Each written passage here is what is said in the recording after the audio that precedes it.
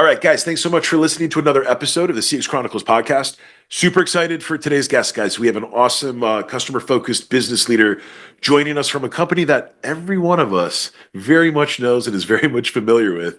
Vinod is joining us from Cisco. Vinod is the Vice President and COO of WebEx Customer Experience. And I'm super pumped, guys, for Vinod to join the show today and share a story with us. Vinod, introduce yourself to the CX Nation, my friend.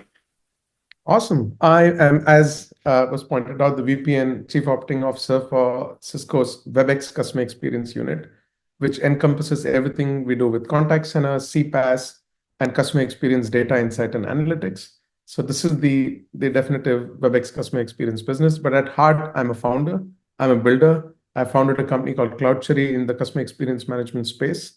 And Cisco acquired us in 2019. So I'm here because of my shared passion with you. Nice. On all things customer experience. And I'm really looking forward to this conversation. Number one, thank you for joining us. I was super pumped for today. And the story that you have is incredible. And then you are at the right place because people that are tuning in this show, we're the guys and gals that are thinking about customer experience, customer service, customer success, anything related to how we can make a customer experience better, sharper, faster. And then on top of it, you've got all this incredible background experience. You've worked at all these incredible companies. Now you're at a business like Cisco, helping to literally drive some of the world's biggest companies in the ways that they manage their customer communication. So I'm pumped, man. So before we get into the pillars, can you spend a couple of minutes, Vinod, give us your stepping stones, man. You know, I love to ask this question out of the gates, but spend a couple of minutes just kind of talking about what brought you into the space? So, and I'd love for you to get into the business that you just mentioned that brought you to Cisco, but how did you get into the space? What were some of the early things that you were doing in your career that kind of set you up for what you're doing today? Awesome. My first career pursuit was to find a career option that was full of adventure and no education. My father was in the Army, my brother was in the Navy, and I said, okay, if I join the Merchant Navy, I get to see the world and not study. What I didn't realize was there's a lot of math and science that goes behind keeping a ship afloat. So yes, there is. That didn't happen.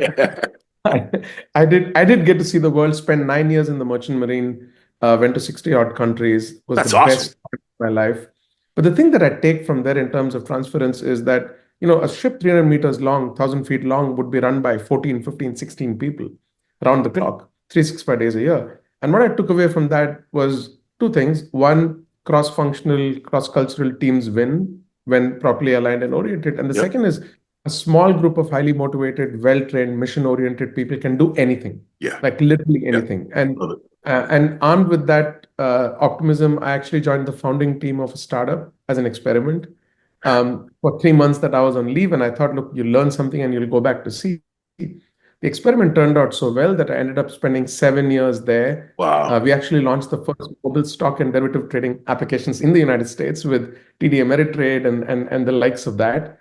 A business we built in our 20s as a bunch of kids back in India.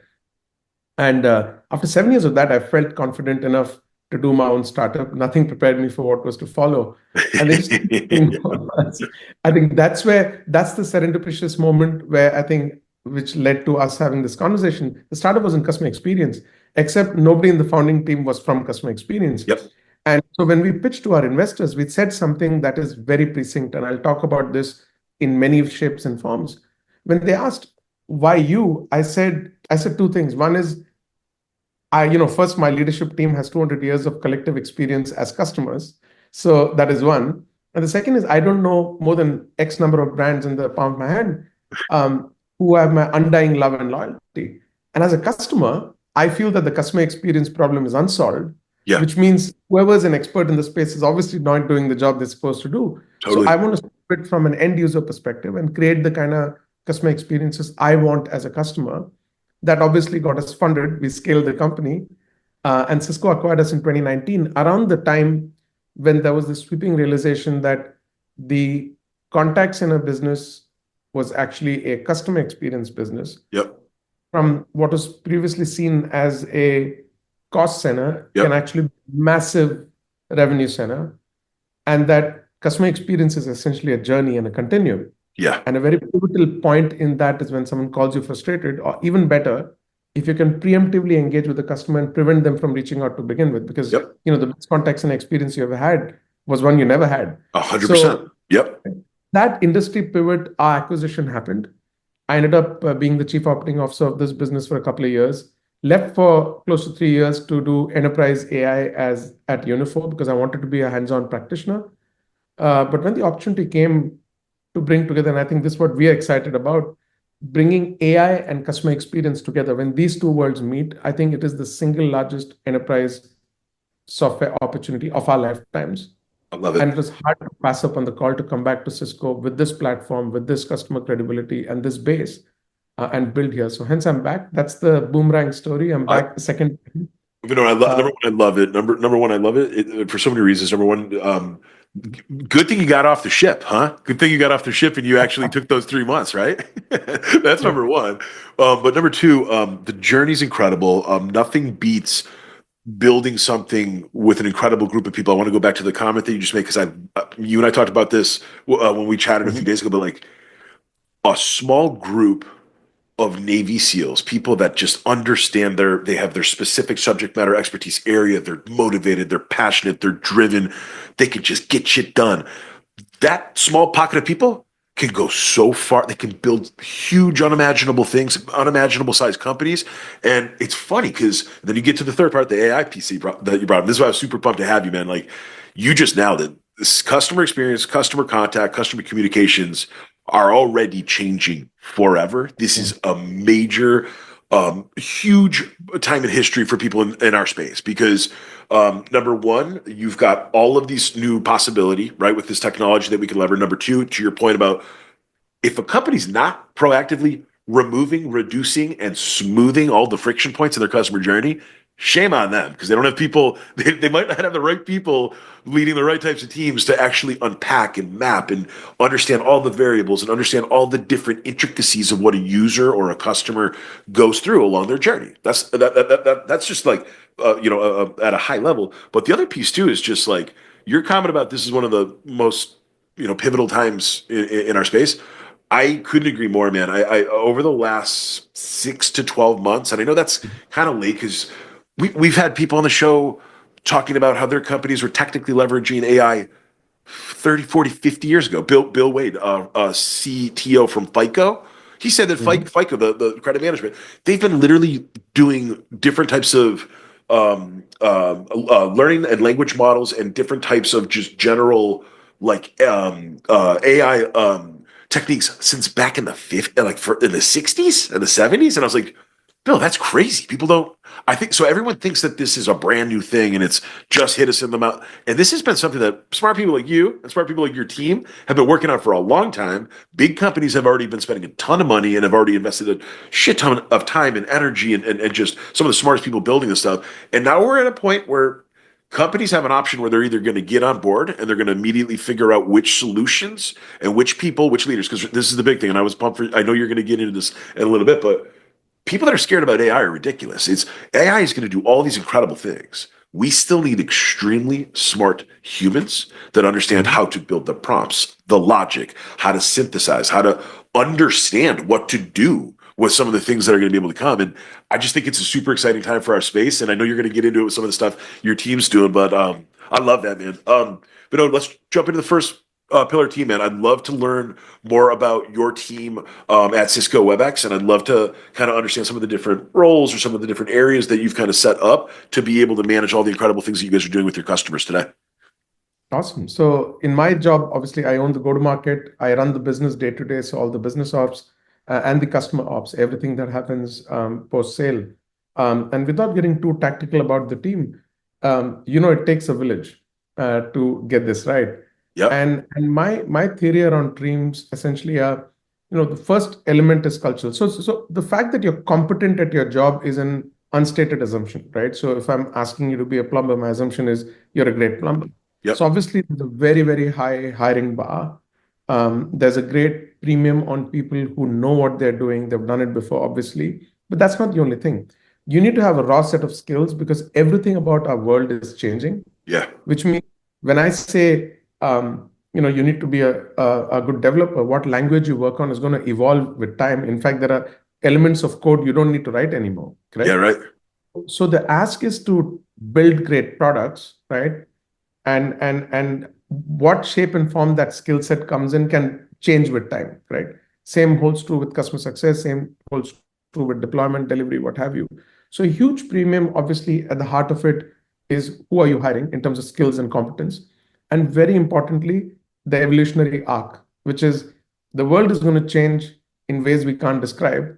Are you going to change in lockstep with that, right? And there's a saying there, which I told a customer recently, because I honestly feel when you engage with customers, when everything is changing, you have to be open and honest and vulnerable about everything. So the thing I said, and which is true for anyone we hire to complete out the pillar on team, is you in the age of AI, everything is changing so fast, Yep. and the pool of human intellect and capital that is deployed towards evolving AI is so massive that anyone who claims to be a master in AI is probably lying or delusional or somewhere in between, right? Yeah, right, So right. what I Yeah, told our customer yeah, was, I'm not here claiming to be the expert, but I promise to be its best student.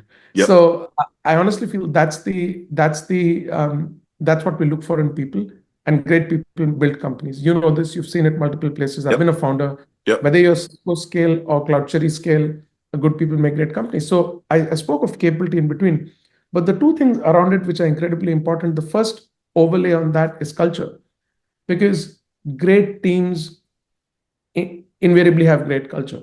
Yep. So no matter how brilliant you are, how good a quarterback you are, if nobody is receiving those darts you're throwing, it's Yep. pointless. You can throw all 100%. day, right? Yep. So the point is, you have to realize no matter how good an individual is, culture, their willingness to coexist, work as a team, subserve themselves to a larger goal and purpose, which is the business's goal. That's very important. So culture is a very important thing for us. Obviously, Cisco, as you know, great place to work. It's always been on top of the charts there. There's just a massive, massive, massive premium put on people who work well as a team, because nobody is brilliant enough to do this alone. That's the Oh, yeah. second. Yep. And the third is attitude. And attitude is how your skills and your culture manifest themselves in situations, which is, how do you treat failure? How do you treat having to deal with frustrating steps? How do you deal with a problem where you know less than you do? Yep. And attitude is where everything comes to bear. Your skills, your cultural orientation, all of that comes to bear. That's where rubber meets the road. So I'd written this long ago. At the heart of it is competence. There are two concentric circles around it: culture and attitude. If you find people who have this in the right mix, Yep. you have the unicorn employee. And everyone doesn't need to be like that, but you have enough number of people who are like that, you can create magic in any company. Number one, I absolutely love that. You hear so many founders and so many successful people that have built huge companies talk about this notion of, especially early on, if you find people that have the three pieces that you just talked about, or simply put, you keep getting A players, all stars, people that are literally just going to kill it. And they're going to figure out. And even if they don't know something, they'll go learn it that night. They'll come back to work the next day with it. And then to attitude, um, you've got to be you almost have to have like this intense curiosity or an insatiable appetite for learning and growing and developing, to be one of those people. But here's the other piece: you get put in every one of them. Like some of the best companies I've had the fortune to work for, when you sit in a room with a handful of people where you feel like, shit, I'm like the dumbest person in here.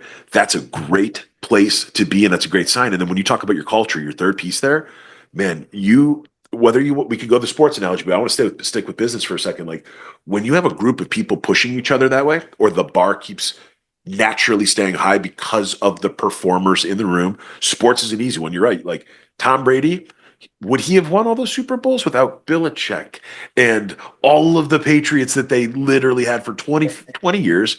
I'm a Bills fan, Vinod. You know that I'm here in Buffalo, but Sean McDermott, for example, when you talk about like just setting a bar or creating a buy-in mentality, the Bills were terrible for 20 plus years. From the time I was a kid to an adult man, we were losing every year. Sean McDermott comes in the last 7 years. He has one simple thing: trust the process. And his simple bar is like, look, this is a 53-man game. We might have a really great quarterback. We might have some awesome receiver, but like it's trusting the process. It's buying into a simple notion. And then it's getting a bunch of people to buy it. And that's when the magic happens, man. So I love it. I love how you lay that. Before I jump off of team, you've built a bunch of different companies. You've built a ton of different products. For some of our listeners that are like early on, right? They're still building, they're scrapping, they're figuring out how to get their business off the ground, or they're at one of these smaller venture-backed companies where maybe some of that sophistication isn't there because let's call it what it is. The focus is often on growth, sales, revenue, money, money, money, which I love money too, baby. I love money too. But sometimes our CX folks or CX and our CS leaders, and this is why I do what I do. I told you the other day, like part of why I started the show was by the time I got to the fifth or sixth, executive leadership team with a different board of directors with different investors, I started to realize, shit, it's not that they don't care, but they don't know how difficult and how hard and how challenging it can be when you're leading the customer unit. And then the other thing, it becomes a catch-all. Many companies, whether it's CX or whether it's your customer ops you get stuff dumped. And so it's like, a question that I have for you is like, for some of our people building, if there's like one outside of the three areas that you just laid out, but like, what's like one of the most important early hires that you could think about? Is it sales? It might just be sales because if you don't have sales, you don't have blood in the business. But for you, like, is there one type of person or type of role that can maybe breed some of the other three circles that we just kind of chatted through? No, I love it. If I did a startup again, I already know my first hire. So I probably know my first 50 hires, like Nice. Okay. chronologically by name, birth date, and star chart. So Love it's it. fairly well defined. And here's the thought process in the absence of that. Very early on in your startup's life, you're talking about hiring people. You need more generalists than specialists because imagine hiring the best sales rep out there. The best sales reps are like Tom Brady, Yeah. right? Yeah. Which is they are specialists. They do one thing really, really well. Yep. Okay, they will Yep. do it in their sleep, but they can't do it alone. Yeah. You need a steady stream of leads. You need marketing, messaging, branding, positioning, what have you, Yep. right? Because there are Yep. sales reps who can do it without that. So going to the best sales rep or the best marketer or this or that is pointless. You need a generalist. Now, what are you trying to do between zero and the stage is called 0 to 1, right? Zero to product market fit. Yep. 0 to 1, your quest is entirely product market fit, which is I am trying to sell this product to CX Chronicles or CX Yep. experts of the Yep. world. Who are they? What do they live and breathe? Where do they hang out? What moves them? What makes them money? Right? Yep. Why would they care? How would they consume? All of this needs to align. Your product market fit is all of this getting in sync, and so that you can do rinse and repeat on the process. And specialists are usually very bad at doing this. You need the Swiss Army knife generalists who are able to wear multiple hats, be a product manager at heart, which means I'm building a product. I need to know why you will buy it. Be able to articulate that value prop to you, correct? Be smart enough to take what you're saying and not just take feedback, convert that into a product idea. Because you might say, I want a green button there. Yep. Now, it's very little intellect to make a note of green button on the top right.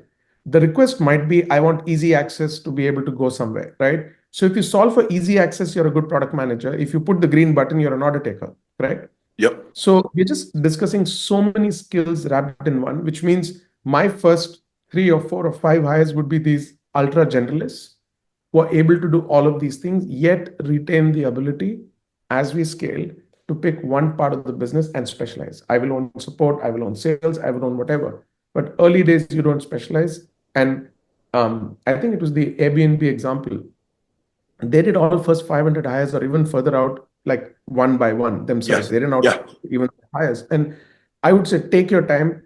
To be without your first hire for 3 months may not kill you. To have the first 5 hires wrong will decidedly kill you. So 100%. take your Yep. time and know what you want. That's just my opinion. So I love it, and so the generalist piece, it's funny. I feel like part of why I fell in or landed into or stepped into the world of CX. Some of the early businesses that I had the opportunity to help build in New York City, I didn't have a choice. I had to bounce across the customer journey. Some days I was selling or informing or creating awareness. Other days I was operating and I was literally delivering and facilitating.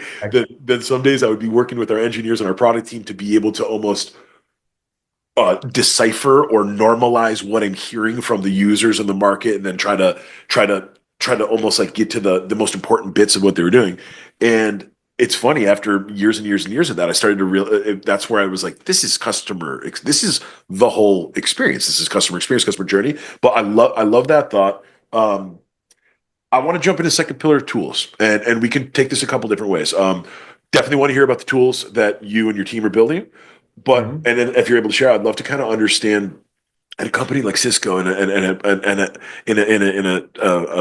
a position like yours with working with WebEx. What type of tools is required to keep the trains on the track, number one, and then number two, typically the bigger a company gets, the more people you have, right? How many employees does Cisco's got? A football stadium of employees alone, right? Like it's 8,000 approximately. Like right. So it's like a public company, so I know the number will be public somewhere. I think it's approximately 80,000. Yeah. it's so like I'd love for you to spend a couple of minutes talking about tools, either the way that you've thought about them or the way that your team is using them today, or you're a builder, man, and you're a founder. So like, or I'd like you just kind of spend a couple of minutes talking about as you've gone through your journey, as you've built your playbook, and as you've gotten deeper and deeper into your career. Spend a few minutes just kind of talking about how people should be thinking about what tools to invest in, how to get their teams to utilize it, how to know if after X period of time they got the right thing. Because sometimes you got to change fast to make sure you're not building on something that's not going to scale. But I'd love to just kind of hear you talk about tools and tech for a bit. No, I love it. So obviously tools are incredibly important. I won't name any because it's it makes sense not to mention anyone in particular, but I see tools as in sort of three buckets, right? So there's systems of record, there's systems of collaboration, and the systems of action, right? So systems of where stuff actually comes to bear. And the I love reason that. I separate it out is because systems of record, the primitive purpose is bring data in, capture, Yep. capture, capture, Yep. right? Um, System of collaboration are ones where you bring multiple people, they lend themselves to virality, right? Because I couldn't do a WebEx call without a counterparty, correct? So obviously, if I have a WebEx subscription, I invite you. I'm already telling you, hey, come on board this platform because we can collaborate. Wait, how mad Um, were you that when I sent you a Zoom link, by the way, for today? Incredibly mad. Well, we're going to talk about that later, aren't we? We're going to talk about that once we're done No, recording. I'll do a shameless plug. I said this on the stage at WebEx One. I said this to Snora, who runs our devices business, and I said, it's only half a joke. That part of the reason I came back was because I missed my desk pro a lot. And the other day, I won't name him. I'm having a webinar with the president of a very large company, public company, and I obviously said, hey, we need to do this on WebEx, and we did. And when they came and recorded we did a fireside chat literally here. This is my fireplace. So Nice, we yeah. my desk pro there. We sat on either side of the fireplace and we did a fireside chat with a fire on. Okay. And they were so insanely delighted and intrigued by the audio, video quality, form factor of the WebEx meeting inside that Desk Pro that Yep. honestly said, look, I probably need this at my desk. So I'm sorry, it's a shameless plug, but the reality is we make really, really good uh, every modality of human communication. We make really good software. We have really good connectivity. We make great hardware. So anyway, so it's fine. Do what this is your show, so I will play by your rules. But I definitely hope to see you No, I love do it. this I love on it. direct soon enough. So all right. So let's come back to the tools, right? So systems of record. Now, the reason I'm mentioning this is in the age of AI, some people are even questioning, do I need a system of record? Yep. Right? When is system of record, the way the databases are structured are changing, the way I look up information is changing. What's the value in that? My massive pivot and orientation is, and obviously large companies need systems of record, right? Because you Yep. need a standardized place you go to and say, okay, show me the pipeline. Yep. Show me how much money is there in the bank. You don't want to experiment with, foundational questions like that, right? Or employee records, for example, correct? Because Yep. there's safety, privacy, you need role-based access. But those are systems of record. But really where you get productive is when you take that data to collaborate and drive action. Yep. And for me, a massive premium is on products which are what I call systems of action, wherein you take that data and you're doing something with it. It is telling you something that you need to do. And obviously, we have everything from CRM. We have a huge sales tech and MarTech stack. Obviously, we have a lot of investments in customer experience. Don't want to name products, obviously, because at Cisco, we don't generally go out and endorse products, right? But the stack, essentially, my over rotation is on if I have a system and I'm getting a PowerPoint with like screen slapped on, there's a problem because my software is supposed to give me the insight on what's happening with my customers, who's who's growing, why are they growing, what's happening. So in general, my premium is on systems that either help you collaborate, communicate better. I'll give you a bad example of that. A bad example of that is you buy 100 license something, there's 100, edit, write, full featured access. And what happens is once a month, I generate a report, let's say a pipeline report or something, and I send it to you. And that's all you see. All you care about is how much money is coming, how much has come, what's the story. Yep. Why do you need software for that, right? You literally need one admin license, and monthly you need to send people dashboards. That's not 100%. a collaboration or action, correct? Systems of actions are one that are giving you real-time dynamic signals, helping you do things, right? So, for example, in the customer experience realm, I'll talk about a couple of things that we're doing, which I think are systems of action. Why do you use AI? Let's go inside the call center. It's a hard job. Anyone who's been Super hard inside a call, job. right? It's a Super tough hard job. job. Yep. And remember, we never call in the call center and ask the agent, how's your day going? Or empathize with the fact that they didn't cancel your flight, Yeah, right. right? And yet we say, you know what, nameless, faceless, let's go and like hammer this individual on the other side.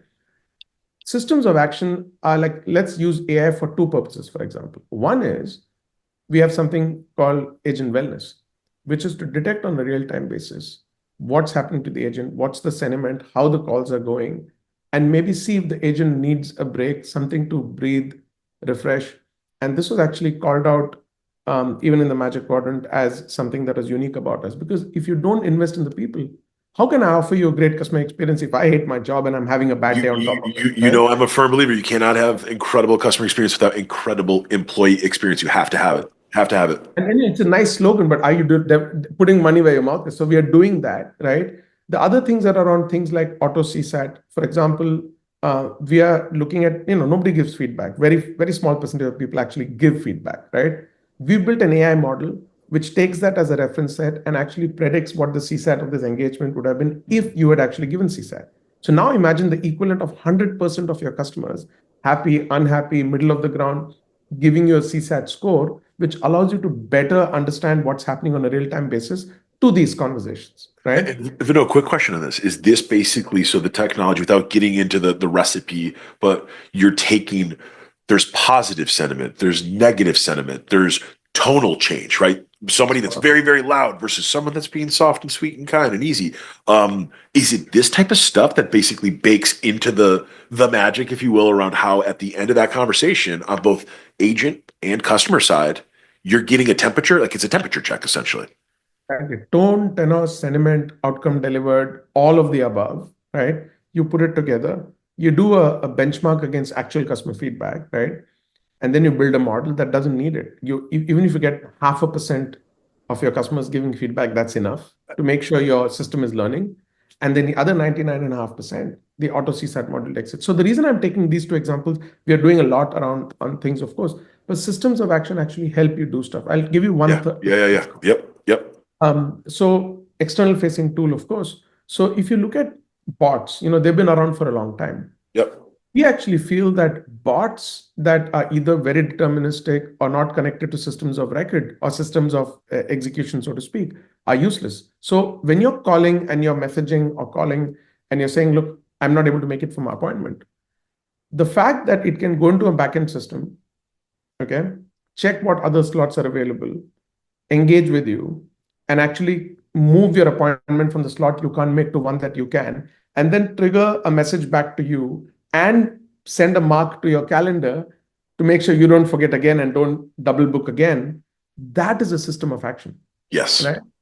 And our massive orientation is on don't make stuff that looks good on the wall, make stuff that looks good in your hands, getting stuff done. So from the AI agent itself, all going all the way down to execution, very proud of it. And within the contact center itself, things like this, I feel, are systems of action, which allow you to do something on a real-time basis that gets stuff done, as opposed to throws a bunch of dashboards, which essentially are nice. You look really smart and busy doing it, but it does nothing for your business. So number one, I couldn't agree more with all of this stuff, and it's amazing. There's a few points I want to jump on. First one is feedback. I promise you, I'm not even saying this because we're in this conversation right now, but I had 2 client meetings today where people are asking for build outs around NPS, CSAT, customer reference score, all this, whatever. It doesn't even matter what your favorite, Willie or where is on the feedback medium side. What you just said is something that I promise you, I'm lucky because I get the great fortune of chatting with awesome, incredible people that are way in the front of this. But I've literally, I'm like I'm one of the few customer experience consultants that has been almost shaming people around. Wait a minute, hold on.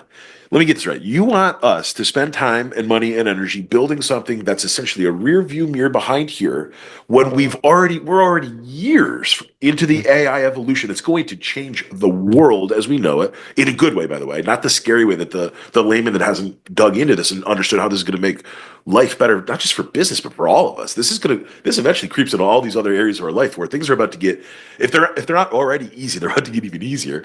That's number one. Number two, many of these companies are software companies. And my thing is like, guys, we have usability data right in front of us. We already know who's using, who's not using. We know which features are that most used, least used. We already see areas of warm direction, cold direction. What do you mean we're sending a cert? What are we sending a cert? That's number one. And then number two, for the companies that are at least doing some of their CS extremely well, and they're doing regular customer check-ins, they're doing their QBRs, they're doing all the right things to make sure that they've got a success plan, they're following up on this.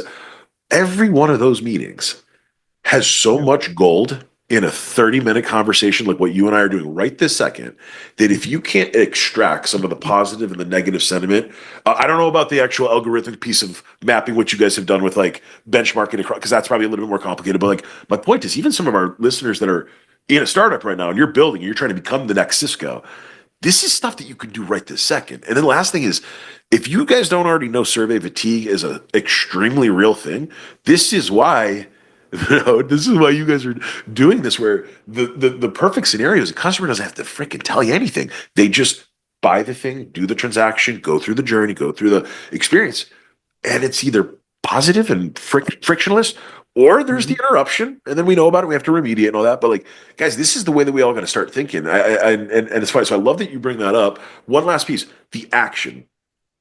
And I'm sorry I keep saying this, guys. I've said it on every episode for like the last 50 episodes, but the world spends 3/4 of $1 trillion per year on software.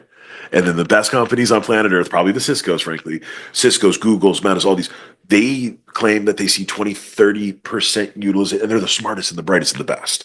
So I guess the last part I want to say is, if you are a SaaS founder and you're building a piece of software and you're not doing what Vinod says right this second, where there's actionability created from your software, you literally need to go back to the drawing board right now, because I think what's going, and I could be wrong here, but from all these incredible people I get to chat with, like, I think that's going to be the one disruptive element that AI, the action piece, meaning companies, whether it's software, whether it's service, how they're leveraging AI, the ones that actually focus on the action piece the most, and they get shit done and they figure things out. And it's almost like the proactive measure of like eyes in the sky. How are they going to lose? How are they going to fail? That's one of the easiest ways that you can keep a customer coming back again and again and again. They become promoters. They go tell their friends about why you got to go talk to Vinod and his team at Cisco. And then lastly, it's just like people want to spend their money with companies that they actually feel give a shit, care about it, and are monitoring that entire journey. So I love it, man. I love some of these things that you're laying out. Let me just add one, since you said this, and it's really a matter close to my heart. There was a chief marketing officer at a very large bank who was a huge Cloud Cherry customer. And whenever we asked him for a reference, which is exactly like a very large bank in the US, our sponsor there, whenever he comes in for a reference call, they both did the same thing. I saw two leaders in the two different countries do the same thing when they come for a reference call. They opened up their product, the dashboard, and they started showing how they use it, as opposed to speaking in words or say, let me get my team to send me a report. These are people at the top of the chain. That's awesome. Keep the software hands-on. And if I'm building, I want to build stuff either people use like that and they live by it, they tell their stories using my product, or I won't build. Because any product that goes to the backend generates something once a month for people, soon you'll realize, why am I paying for these licenses? Why are you paying for it?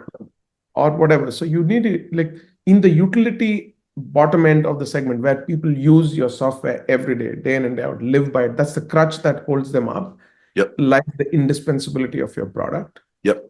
not, I believe there's a problem. Yep, love it. Totally agree. But I'd like to bounce into the third pillar of process. And this one I'm going to be a little bit more specific because you have this awesome background, and I really kind of I think our listeners will appreciate it too. But how did as you went through your career, can you just spend like a few minutes talking about how you thought about building your playbook? I don't even really care because Cisco is so big that we don't need to get into that process. But I'm actually more interested. I bet your listeners are more interested in like as you went from company to company, especially with the one that that you built. Mhm. How did you kind of think about as you got better at the game, right?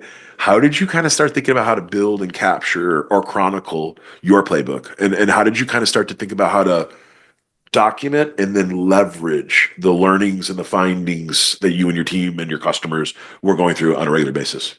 Awesome. No, so let me think about customer experience itself, right? That's a majority of the people here. My one perspective is, cliches are cliches because they are unfortunately true. Okay. But cliches are also harmful and dangerous. They're harmful and dangerous when you take them as it is and apply it to your world. They can be incredibly valuable if you understand the deeper meaning behind them. And I'll tell you what I mean by that. So we're talking about putting the customer at the center of tradition, being customer first, customer in, but there are many variants of that cliche. But what does that mean? If I'm going back to our analogy around the green button on the right, I'm an order taker. You don't need a significant amount of intellect to say, hey, he told me get a green button, let's do the green button, right? To truly understand. So first of all, being customer obsessed truly means you put yourself in the shoes as a customer. Please don't be a startup founder or a CX practitioner if you don't know what the day in the life of your user looks like. If you're selling to call centers, you better know what the call center manager goes through, the supervisor goes through, the analyst goes through, the agent goes through. If you've not walked the flow of a call center in your life, hugely problematic, right? If you've worked, great. Not everyone should have done it, but you need to have spent enough time to understand how that world works. You must have spent enough time being frustrated on the phone or on chat. You need to bring those two worlds That's a together good and say, point. right? How do I create a better world for both of them? If you haven't done it, to be honest, it's a bit like, being a war historian when you haven't, picked up a stick. You can offer great advice from afar, but you won't be good in war. So you need to be a practitioner to win. The reason I say that is the first part is you need to be able to articulate, and it's okay to seek hundreds of inputs to that, what the ideal customer journey and experience should look like, right? Now, there are hundreds of ways to deliver customer delight, a few ways to do it profitably. My assumption is everyone tuning in runs a for-profit entity, which means your first job also is to turn in a profit, make $1 more than Make you some spent, money. right? Which means you got to look at that customer journey, and there are many ways to make it delightful. Most of them are not value accretive. They don't have a 10x impact on customer sentiment and have like a debilitating impact on profitability. So devise the ideal customer experience journey and outcomes. For example, let me take just one. Okay. Isn't it horrendous if I speak to you and 3 minutes into the conversation, the call drops because I'm driving? I call back again. The new guy picks up and says, hey, I'm Adrian. How can I help you? Yes. Am I not Yes. calling you again? Okay. So let's say you will not. You agree that it's a tactical problem. It's terrible. Okay. Or now Adrian doesn't even know that I'm calling 3 times for the same issue. My TV is still broken. Okay. My warranty is still not fixed it. Okay. So would it not be awesome if I don't have to repeat myself? Would it not be awesome if what I spoke last and got cut off on miraculously appears and the agent starts by saying, hey, Adrian, Adrian's the agent. Hey, Vinod, looks like we're giving you a terrible time with that television. I truly apologize for what's going Yeah, on. right. Okay. Right. It doesn't usually happen with us. Okay. Sorry you're having to call so many times. Let me work on fixing this for you. That is so much more the kind of experience we want.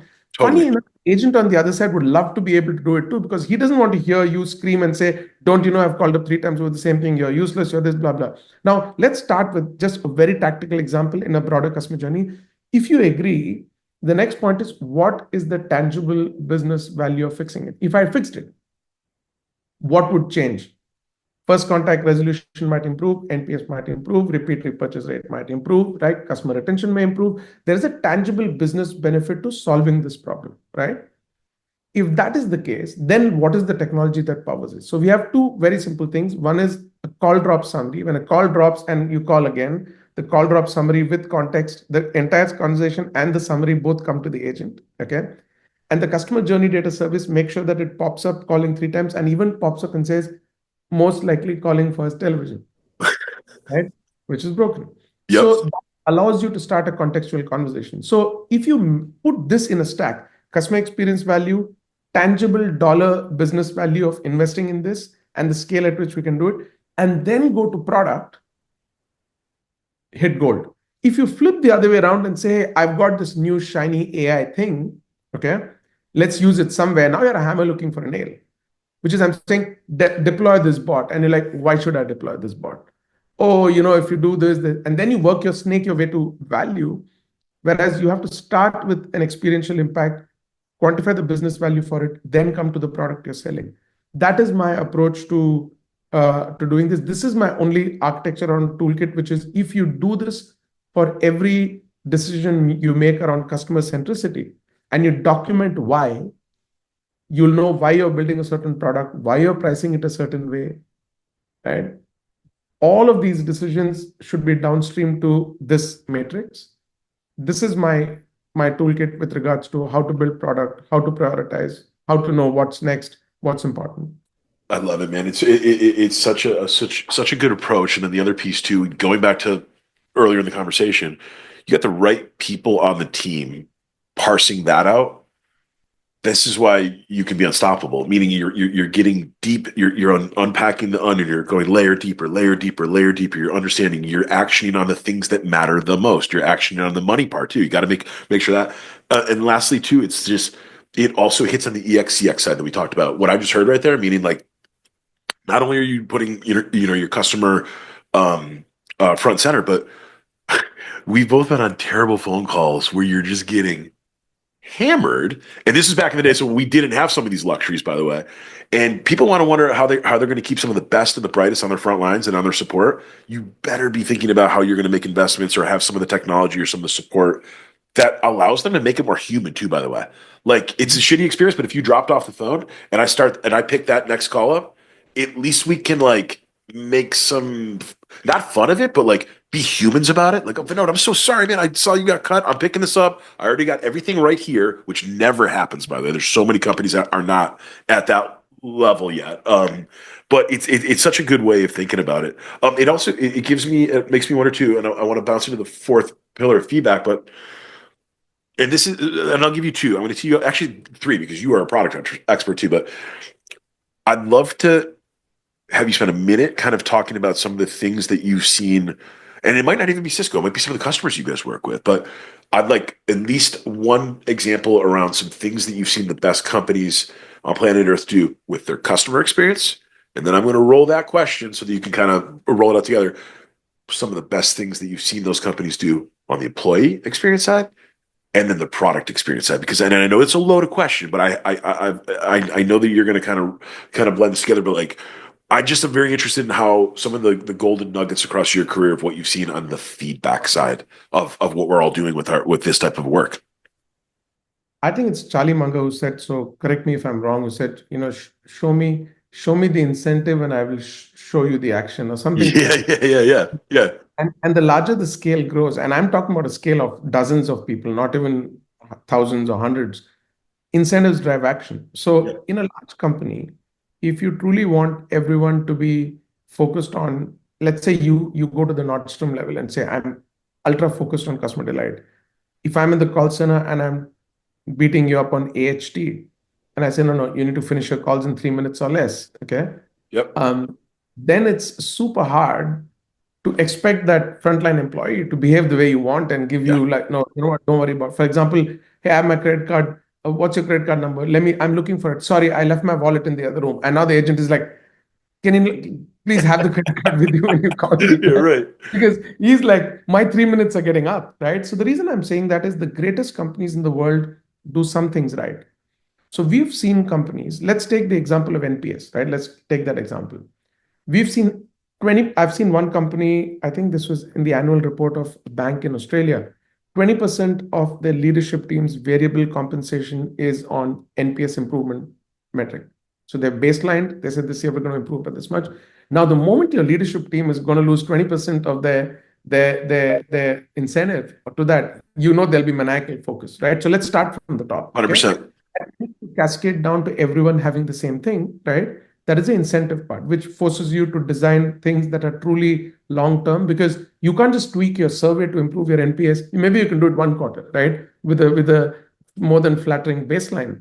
But the more than flattering baseline is going to become your nemesis, because quarter after quarter you can't tweak the system. So, which means you're truly saying, what can I do to improve NPS holistically? And which means, what should my support experience be? What should my this be? What are the metrics I should drive with? Is AHT more important than FCR, more important than CSAT, right? Or how do they kind of come together? Okay. Why am I telling you this? The reason I'm telling you this is, there's this incredible bank that I worked with, wherein they realized that this NPS program became a beating stick, which is, I'm the NPS guy, and I come to you, you're in sales, retention, branch operations, and I'm like, hey, your NPS needs to go up. Now, soon you're fearing it, because what is the number? 40. It needs to go to 42 this year. And now suddenly you're like, this sticky users to beat me Yeah, up. right, Okay. right. And now you hate the metric. You All hate you it, want yeah. What they did beautifully, and which I think all great CX teams and programs should do, is to spend the time, effort, and energy to map the causal relationship between customer experience and the outcome that you are paid to do. Yeah. You're paid for repeat repurchase rate or you know, Yep. branch turnover or what have you, right? Customer retention, new Yep. products or whatever. If we are able to show how this drives that, you no longer need to focus on that. You say, you know what, when I invest in these 5 things that improve NPS, it helps me retain my customers better, improve share of wallet, sell more products, increase the brand GMV, whatever, right? Or increase transactions on this channel, on Yep. mobile or whatever. Suddenly, all of these teams are using NPS as a proxy to the performance on which they are paid out, right? That's your Yep. incentive. That's your Yep. get promoted. And the team said, the reason this customer experience leader, whom I absolutely love, he said, we basked in reflected glory, which is, you sold more, they converted more, their GMV increased, this thing increased, that thing increased.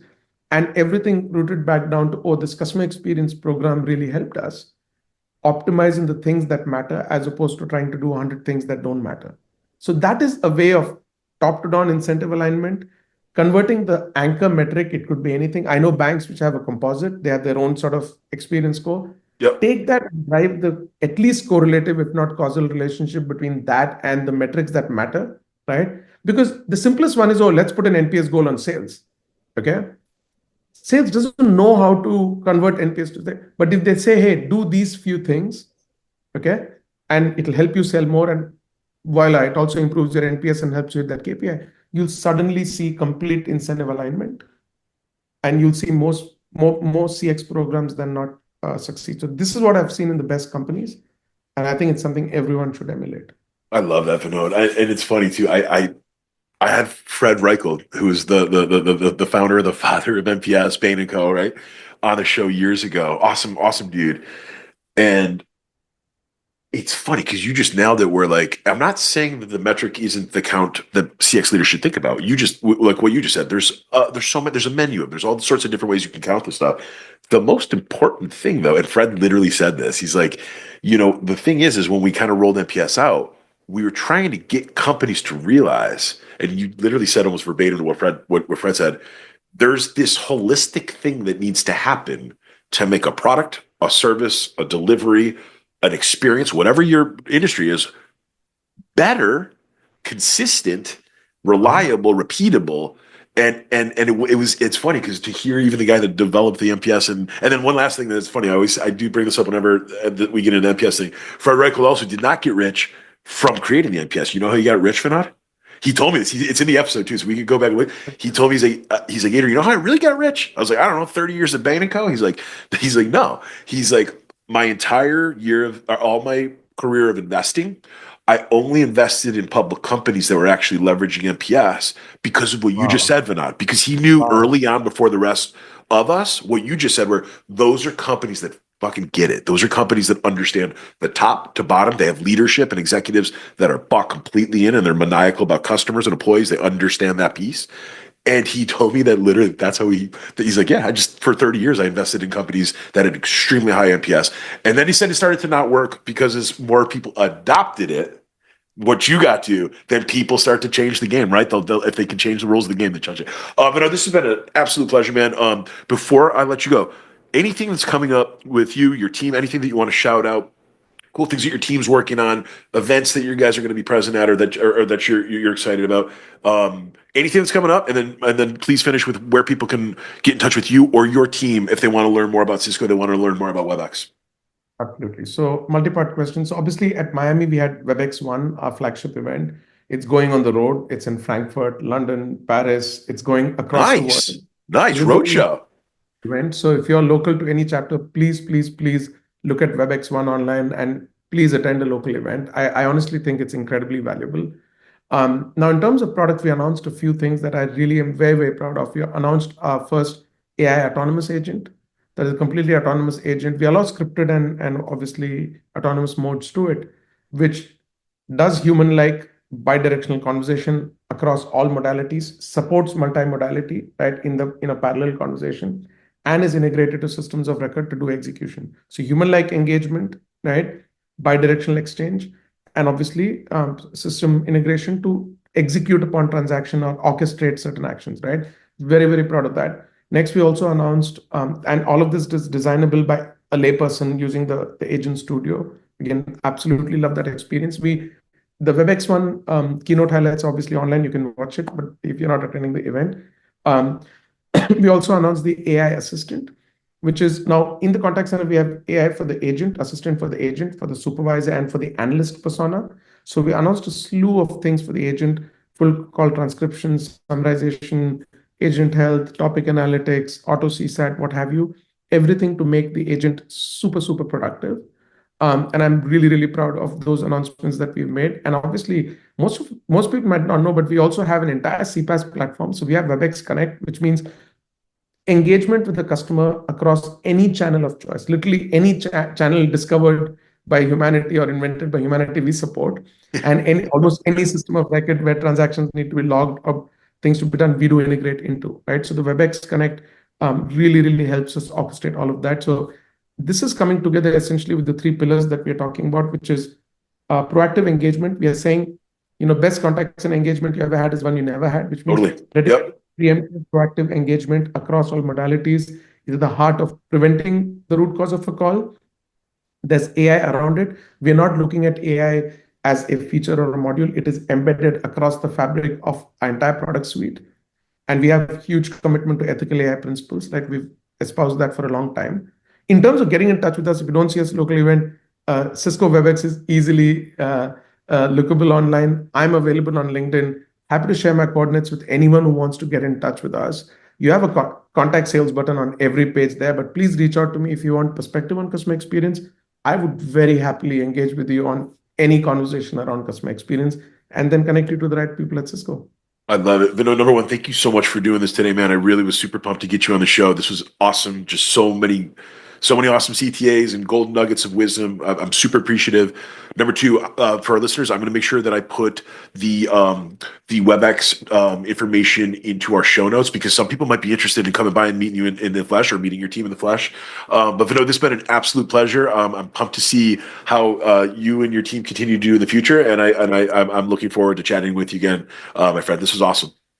Thank you so much for having me. Appreciate you.